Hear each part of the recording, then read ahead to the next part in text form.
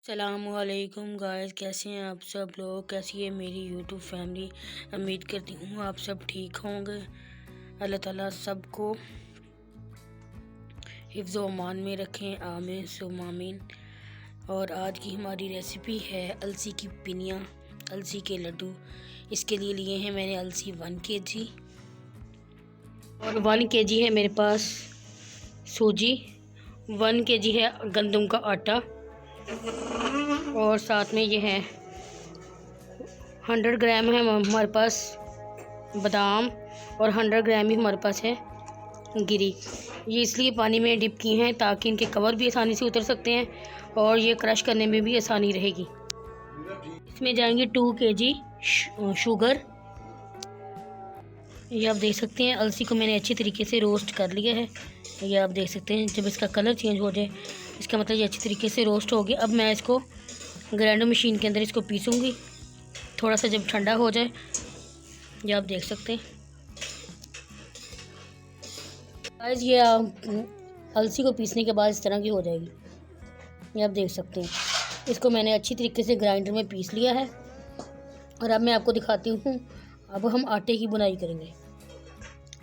Guys ये आप देख सकते हैं मैंने आटे की बुनाई अच्छी तरीके से अब कर ली है। ये आप देख सकते हैं।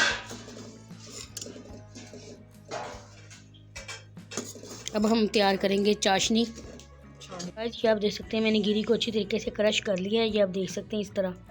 और ये देखें बादाम के अच्छी तरीके से नीम गर्म पानी से में रखने से कवर उतर जाते हैं। ये आप देख सकते हैं। और अब मैं आपको बताती हूँ हम चाशनी किस तरह तैयार करेंगे। गाइस चाशनी के लिए हमने लिया है 2 किलो चीनी और 1.5 किलो पानी। इसकी हम चाशनी तैयार करेंगे।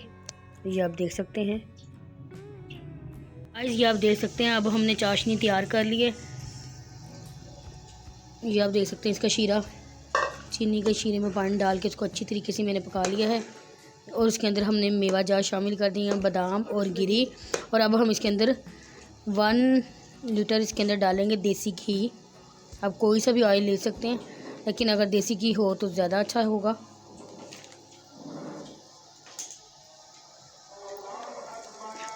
ये अब हम इसके अंदर शामिल कर देंगे।